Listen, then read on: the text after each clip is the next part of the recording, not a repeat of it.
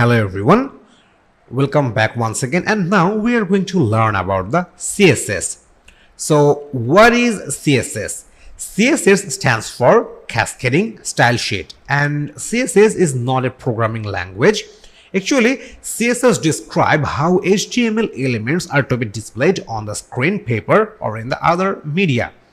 It can control the layout of multiple web pages all at once, and external style sheets are stored in CSS files.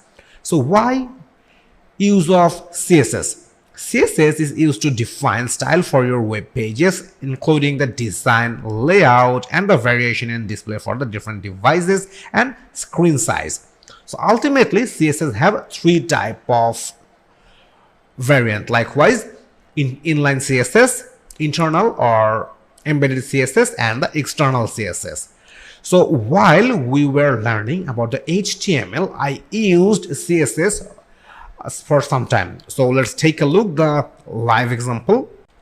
So I just opened my HTML file, and it's named the index.html file that we created while we were learning the HTML things.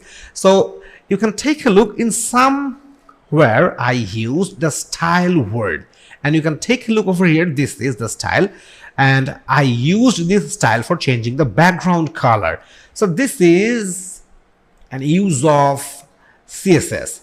Likewise, for changing the text color, for creating the background color, or for set up the font size, I used this style, and these are the part of CSS.